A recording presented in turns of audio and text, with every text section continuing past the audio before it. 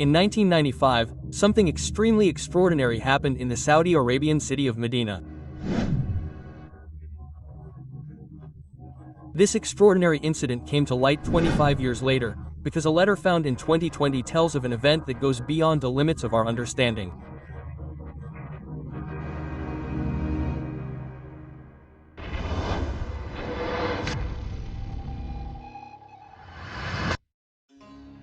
This is the entire mosque. It is located in Medina and is the second holiest mosque in Islam after the Holy Mosque in Mecca. This is because it is the burial place of Muhammad, the Messenger of God. The first two caliphs, Abu Bakr and Umar, are also buried here. Initially, this was the house of Muhammad himself, which he had built in 622 AD, as well as a mosque built during his time. The mosque was later expanded considerably, and today the most important part, Muhammad's tomb, lies under the green dome. Now I would like to tell you about an incident that is said to have taken place in 1995. This incident is also said to be documented in the Saudi Arabian government archives. The year is 1995. The green dome of the mosque is cleaned at regular intervals. This year, too, this is the case. There is a small hatch on the infamous dome through which one can look into the tomb. One of the employees, who climbs up to it during the cleaning, looks through the hatch and sees that there is a dead bird right next to the tomb of the messenger. He immediately rushes to the authorities and reports the dead bird that he saw through the hatch. Since the tomb of the messenger is in a holy city and one cannot simply walk in from below, the authorities think for a while about how to remove the dead bird from the tomb.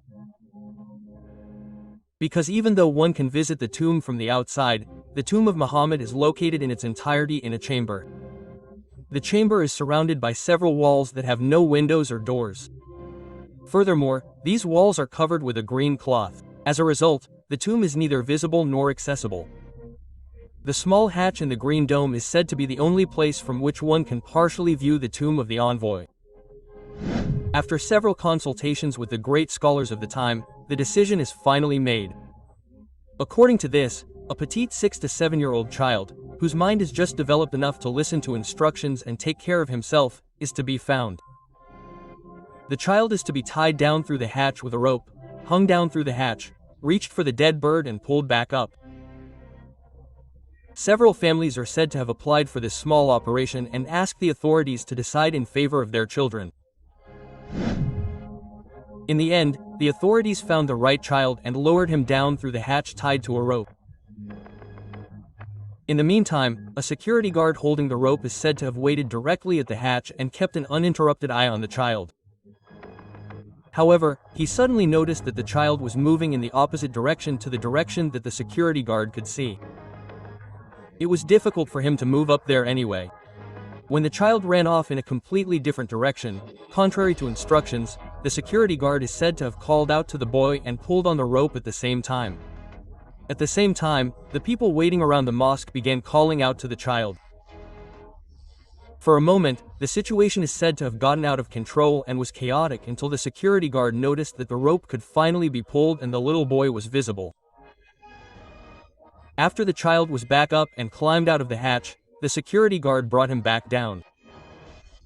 Within a few seconds, curious people had gathered around the child.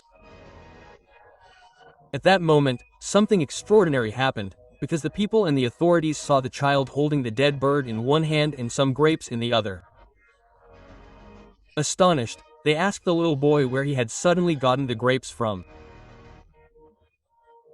When the child began to speak, silence suddenly reigned. The child told of 5 men who were said to have sat in a semicircle on the ground near the grave.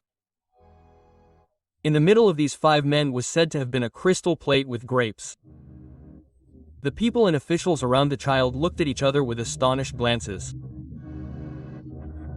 The child continued and said that one of these men, whose appearance was said to be beautiful, called him over and asked his name. When the little boy revealed his name, the man is said to have introduced himself and said that his name was Muhammad.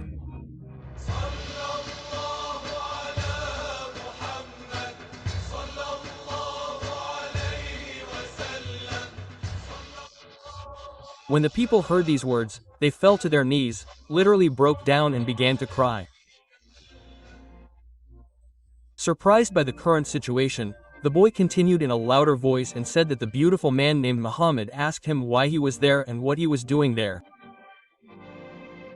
The boy is said to have told him about the incident with the dead bird and why he was down there, whereupon the man is said to have smiled and stroked him. The boy kept repeating as he told the story that the man named Muhammad had been beautiful. This man was apparently Muhammad, the messenger of God, and he had inexplicably appeared to the little boy. Finally, he is said to have given him some grapes and said the following: "Tell the people who are waiting for you out there that they should live together in unity and peace. Tell them not to violate the rights of others.